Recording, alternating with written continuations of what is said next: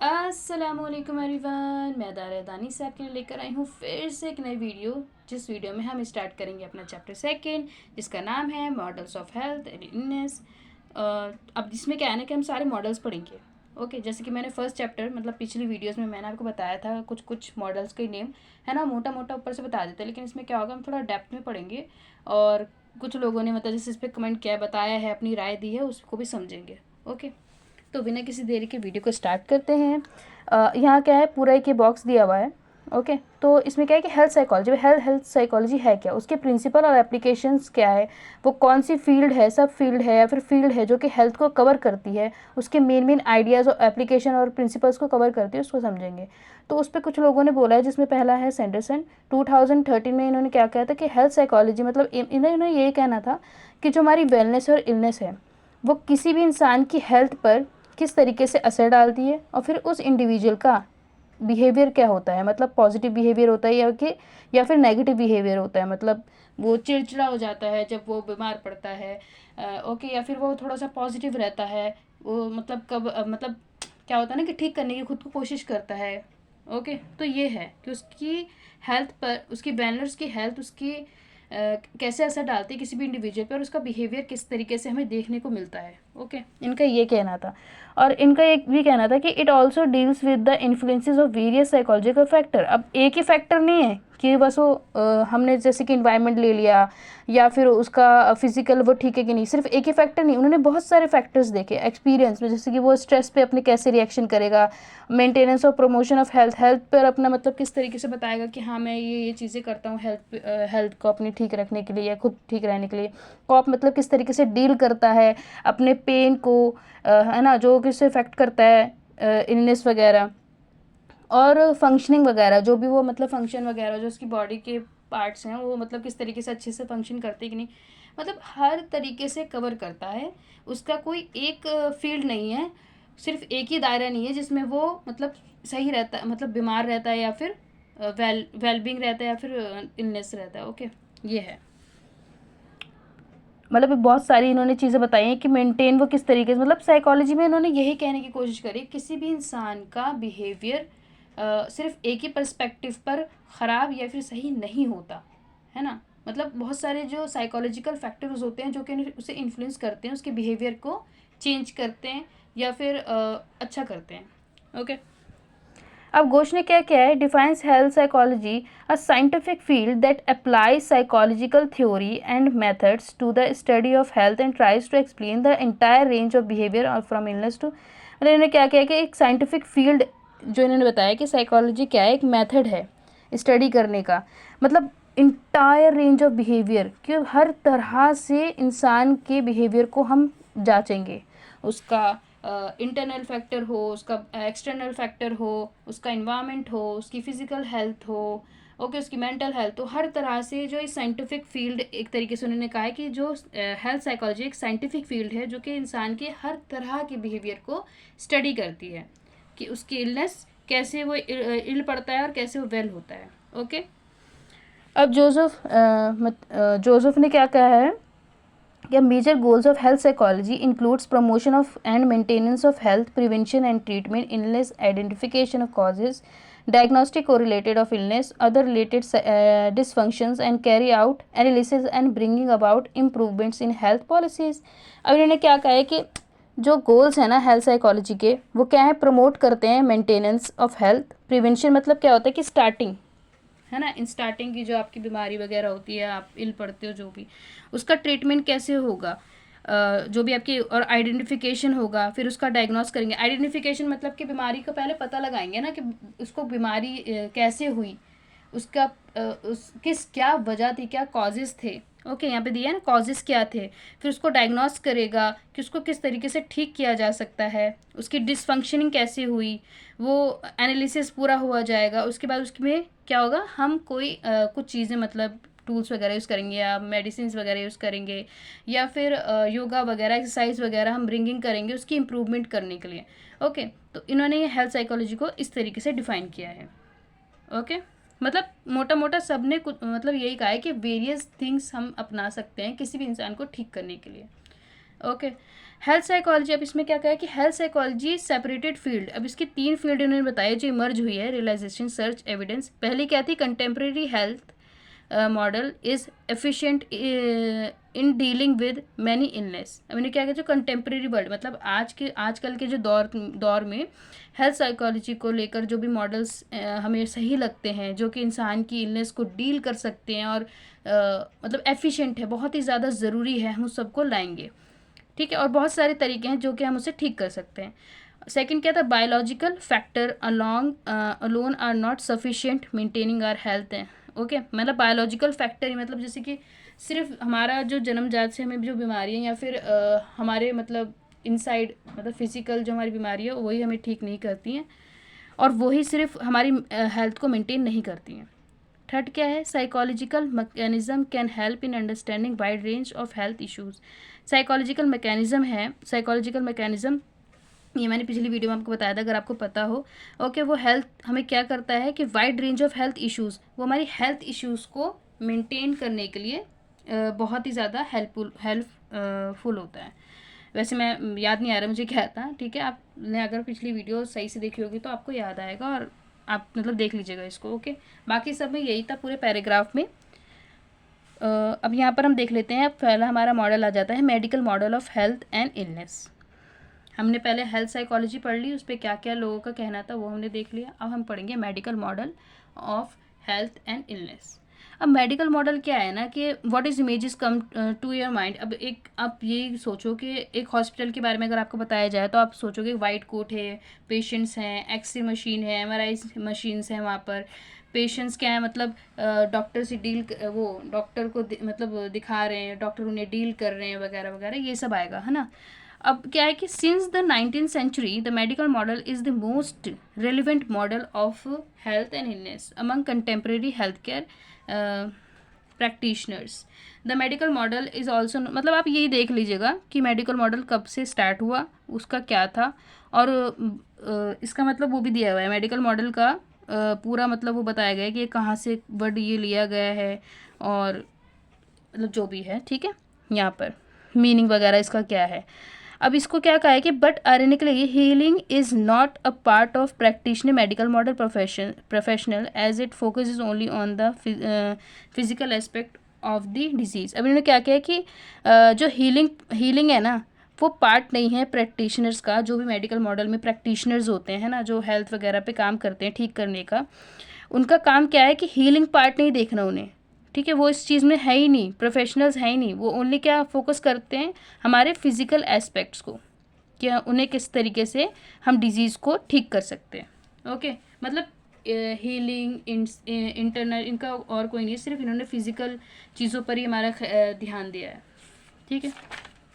Next अगर हम बढ़े यहाँ पर अब इन्होंने कुछ कैरेक्टरिस्टिक्स की भी बात करी है, यहाँ पर मैंने यहाँ पे लिख दिया था कैरेक्टरिस्टिक्स की भी बात करी है। पहले इन्होंने क्या बताया, cause of disease. Cause of disease मतलब क्या होगा, मैं ऊपर ऊपर बता दे रही हूँ, बाकी आप लोग रीड करोगे ना आपको समझ में आ जाएगा। मतलब बीमारी की वजह क्या थी, कॉज ऑफ डिजीज़ मतलब इसके लिए कौन जिम्मेदार है, क्यों हुई वगैरह, ये सारे क्वेश्चनिंग आएगा। रिस्पॉन्सिबिलिटी फॉर डिजीज़, ये सब किस लिए होगा, क्योंकि बीमारी के लिए जिम्मेदार कौन है। पहले में क्या था, बीमारी कैसी हुई, क्यों हुई। ओके, सेकंड में क्या है, बीमारी के लिए जिम्मेदार कौन है, मतलब पेशेंट्स है या फिर प्रैक्टिशनर है या फिर मतलब क्या ऐसी चीज़ है कि जो उसको बीमार कर दिया। ओके, रिस्पॉन्सिबिलिटी कौन उठाएगा उसकी। अब ट्रीटमेंट में क्या होगा, ट्रीटमेंट में होगा कि treatment also focus only on the human body physical aspect. अब उसके फिजिकल एस्पेक्ट को दिखा जाएगा कि removal of pathogenic agents either through the drug or the through interventional strategies like surgery. अब इसमें क्या है कि अगर हम देखें 2 मिनट,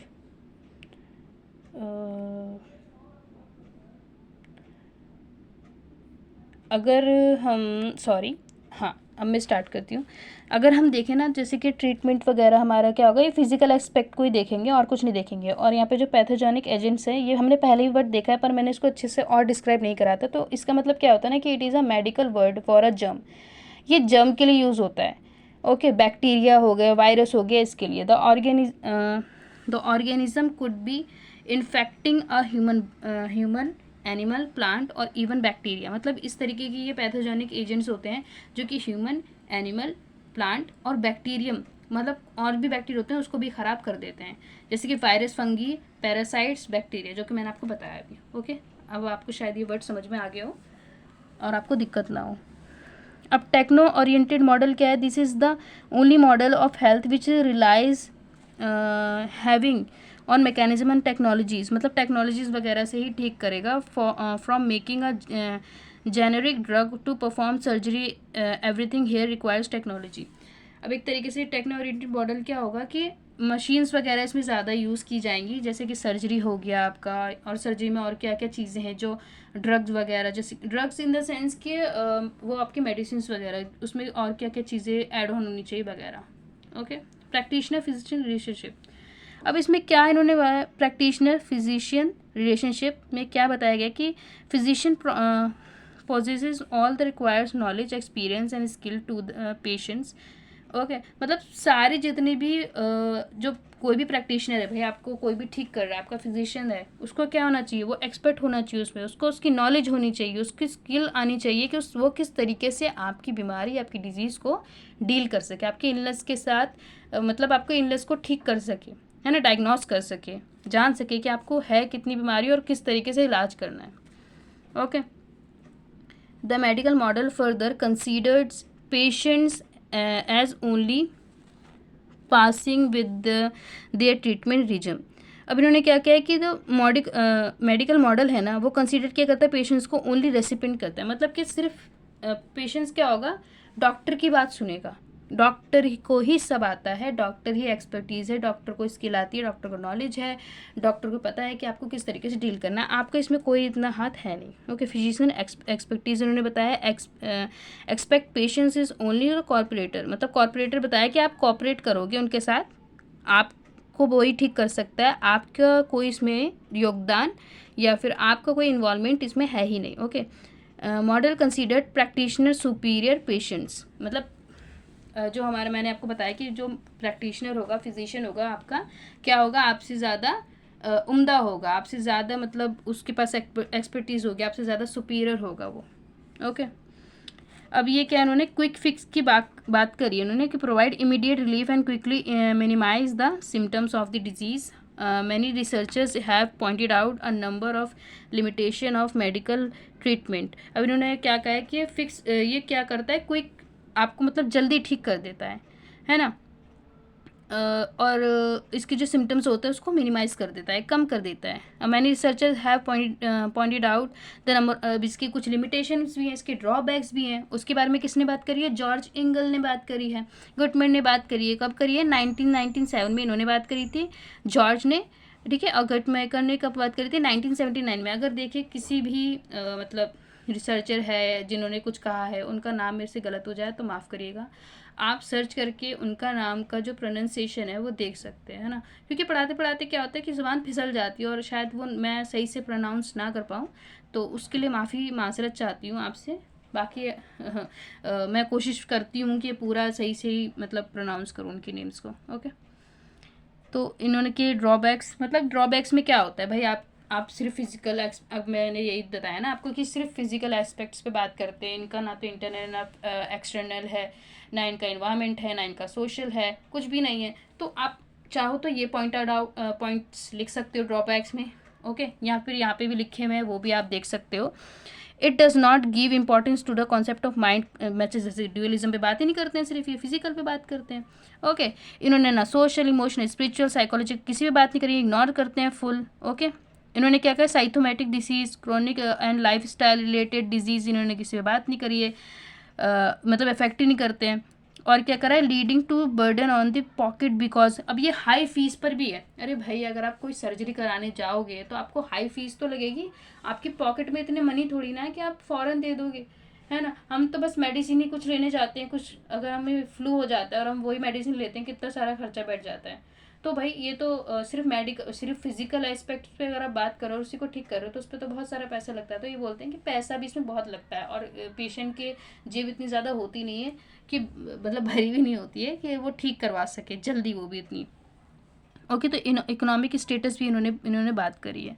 अब देखिए, क्रॉनिक डिजीज़ की भी बता दूं कि एक लंबे वक्त तक चलने वाली बीमारी है ये क्रॉनिक डिजीज़, पिछली वीडियोज़ में मैंने इसको मतलब मैंने ना थोड़ा सा पिछली वीडियोज़ में कुछ वर्ड्स मेरे से मिस हो गए थे, तो इसलिए मैंने लिख लिए। ओके, तो क्रॉनिक डिजीज़ का भी आप लिख लीजिएगा कि एक लंबे वक्त तक चलने वाली बीमारी है, जैसे कि एड्स हो गया, कैंसर हो गया, हार्ट डिजीज़ हो गई, ठीक है। And we can't end the disease but cure by the care and support. अब इन डिजीज़ को क्या कर सकते हैं, एड, कैंसर, हार्ट डिजीज़, इन सब को क्या कर सकते हैं हम, ख़त्म नहीं कर सकते जड़ से, लेकिन क्या कर सकते हैं, इन्हें क्योर कर सकते हैं। कैसे? सपोर्ट से, केयर से, मतलब उस पर ध्यान देने से उसको ठीक कर सकते हैं, उससे कि उसको मतलब बैलेंस में लेकर आ सकते हैं। ओके, और एक और चीज़ थी, साइकोमैटिक डिसीज़ भी था। साइकोमैटिक डिजीज़ शायद इसमें ही था, मैंने इसमें शायद ध्यान दिया नहीं, या फिर पहले वक्त था, पर मैंने लिख रखा है तो मैं आपको बता दूं कि साइकोमैटिक डिजीज़ वो है a real physical condition caused chronic stress, anxiety, depression, emotional trauma. Psychosomatic disease क्या होता है? साइकोमैटिक से आप समझ भी जाओगे कि दिमागी, है ना, जैसे कि आपको स्ट्रेस्ड हो जाना अचानक से, क्रॉनिक स्ट्रेस हो जाना, एंजाइटी हो जाना, डिप्रेशन, इमोशनल ट्रॉमा, तो क्या होगा, ये साइकोमैटिक डिजीज़ कहलाएंगे जो आपके माइंड से रिलेटेड है। डिप्रेशन हमारे यहीं तो होता है, बोलते हैं ना डिप्रेशन यहाँ है, एंजाइटी, अचानक से आप मतलब बहुत ज़्यादा पैनिक हो जाना, ये सब। ओके, चलिए अब हम हॉलिस्टिक हेल्थ पर देख लेते हैं। हमारा सेकंड मॉडल है ये, 2 मॉडल में इसमें कवर करूँगे, नेक्स्ट में हम 2 मॉडल और कवर करेंगे। ओके, इसमें क्या था, हॉलिस्टिक मॉडल में क्या था, term holistic medicine was first used by F.H. Huffman, मतलब इन्होंने यूज़ करा था 1960 में, ये आप ज़रूर लिखिएगा। ओके, अगर का भी कुछ कहना था इसमें देख लेते हैं। इन्होंने कहा था कि इन्होंने सजेस्ट किया था कि holistic model considered health as a equivalent to the sense of health being. अब हमने सेंस ऑफ वेलबींग हमने पढ़ा था, इसको क्या कहेंगे भाई, सेंस ऑफ वेलबींग मतलब खुश होना, हाँ, मतलब आप अच्छा महसूस कर रहे हो, आप खुश हो, आप हैप्पी हो, उसको कहेंगे सेंस ऑफ बीइंग। तो इन्होंने बोला था कि हॉलिस्टिक मॉडल किसके बराबर है, इक्वल है सेंस ऑफ वेलबींग के। ओके, और and disease is not considered as a presence of, अब इन्होंने बस इतना ही कहा था, बाकी इसमें ज़्यादा कुछ है नहीं, फिर भी एक बार देख लेती हूँ, है ना, एक बार और पढ़ लेते हैं थोड़ा सही से। And disease is not considered as a presence or absence of the pathogenic agent only. उन्होंने क्या बताया कि सिर्फ डिजीज़ जो है वो सिर्फ मतलब उसका एब्सेंट होना या फिर प्रेजेंट होना और पैथोजेनिक एजेंट ओनली नहीं होता। Instead according to the holistic model or disharmony between social psychological, holistical model क्या है, disharmony between the social psychological and spiritual dimensions of one's life causes disease. In this way, the holistical model puts responsibility for ill and health on the individual also।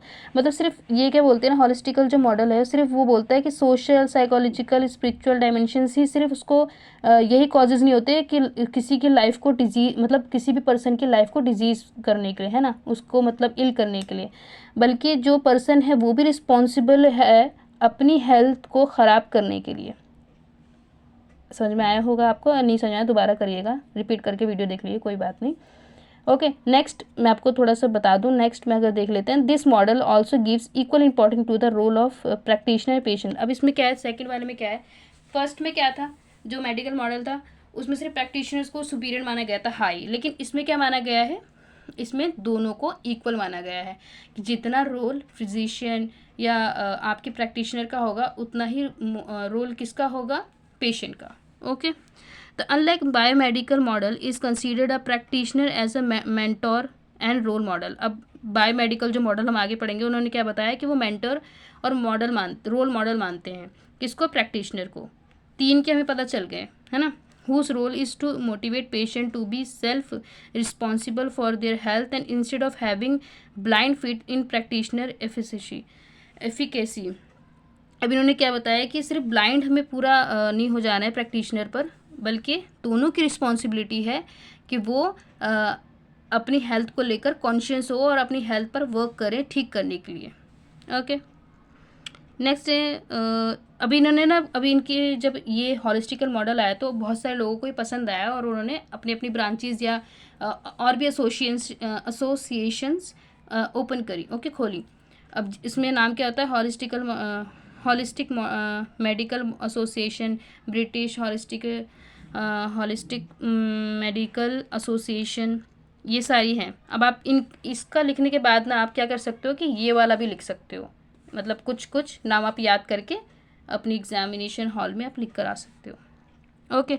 अब इनका क्या था कि holistic medicine is the art of science of healing and addressing care of the whole person body mind spirit. अभी क्या है, holistic medicine जो है उन्होंने क्या किया थे, ये एक आर्ट है, साइंस है, ओके, क्या हील करने के लिए और एड्रेस करने के लिए आपकी पूरी बॉडी माइंड एंड स्पिरिट को, ठीक है। The practitioner of holistic medicine integrates conventional and complementary therapies to promote optimal health. अब ऑप्टिमल हेल्थ क्या होती है, एक इक्वल एंड बैलेंस हेल्थ होती है जिसमें इंसान पूरी तरह से ठीक है, ठीक है, या फिर अपनी बीमारी को कॉप करना सीख गया है कि अगर वो हल्का सा भी मतलब थोड़ा सा भी वो इल पड़ता है तो वो उसको कॉप कर लेता है और उसको ऑप्टिमल हेल्थ पर लेकर आ जाता है। ओके, ऑप्टिमल हेल्थ मतलब बैलेंस हेल्थ। अब और इसमें बोला गया है कि जो प्रैक्टिशनर होते हैं वो हॉलिस्टिक मेडिसिन में क्या क्या 2 तरीके की थेरेपीज़ का यूज़ करते हैं, conventional therapies and complementary therapies. इसको हम देख लेते हैं कि ये थेरेपीज़ को मैं थोड़ा सा और समझा देती हूँ कि जो कन्वेंशनल थेरेपीज़ क्या होती है, मेन स्ट्रीम मेडिसिन होती है, ठीक है, जिसमें हम क्या करते हैं, mainstream medicine use to cure the physical disease. अब फिजिकल डिजीज़ को ठीक करेंगे, ठीक है। अब फिजिकल डिजीज़ क्या क्या हो सकती है वो आप मेरे को कमेंट सेक्शन में ज़रूर बताइएगा। अंडरगोइंग कीमोथेरेपी, जैसे कि कीमोथेरेपी हो गया, मैंने भी आपको एक बताया, आप भी मुझे बताएंगे, ओके। कीमोथेरेपी हो गया, जैसे कैंसर हो जाता है तो कीमोथेरेपी क्या है कि आपका फिजिकली तो है कि वो चीज़ आपकी बॉडी से निकाली जाएगी, ओके। एंड और surgery to physical remove on destroy the tumour. अब आपके कोई ट्यूमर हो गया है तो देना खास्ता आपको, आप में से किसी को भी हो या फिर आपके घर वालों में से, अल्लाह ना करे, तो ठीक है, ओके। तो ये सब जो सर्जरीज वगैरह होंगी वो क्या कराएंगे, एक कन्वेंशनल थेरेपीज़ में ये इंक्लूड होंगी, मतलब ये एक एग्जाम्पल आप समझ लो, ठीक है। फिजिकल जो डिजीज़ होगी ना उसको क्योर किया जाएगा। अब कॉम्प्लीमेंट्री थेरेपीज़ क्या होती है, ये अल्टरनेटिव होता है या फिर सपोर्ट केयर होता है। Is extra supportive care use to comfort the mind and body alongside medicine. अब इसका अगर हम वो ले लें, एग्जाम्पल ले लें, तो ये क्या होगा, आपकी जो भी होगी डूइंग जेंटल योगा और जेंटल योगा मतलब योगा वगैरह, या आपकी जो पेन वगैरह उसके साथ कॉप करना सिखाया जाएगा आपकी बॉडी के साथ। एंजाइटी जो होगी आपको, उसके लिए आपको ट्रीटमेंट दिया जाएगा with the pain nausea and anxiety cause by the medical treatments, okay. जैसे कि योगा एक्सरसाइज या थेरेपीज कुछ दिया जाएगा आपको, उसको क्या बोलेंगे हम, कॉम्प्लीमेंट्री थेरेपीज। पहले में क्या था, सिर्फ फिजिकल जो चीज़ें होंगी डिजीज़ को उसको दूर किया जाएगा, लेकिन अगर आप मेंटल तरीके से, मेंटली आप पर कोई चीज़ हावी है तो उसको ठीक करने के लिए योगा एक्सरसाइज वगैरह किया जाएगा, ओके। मतलब अगर कंक्लूजन करें ना इन दोनों का, तो in a holistic health model a practitioner will often combine both, ठीक है, बोथ दोनों को कंबाइन कर लेते हैं पेशेंट को ठीक करने के लिए। They will use conventional therapies to handle the immediate physical danger. अब फिजिकल डेंजर में जैसे कि भाई कीमो करवानी ही पड़ेगी, वरना तो क्या होगा, वो जो ट्यूमर होगा आपका फैलता चला जाएगा।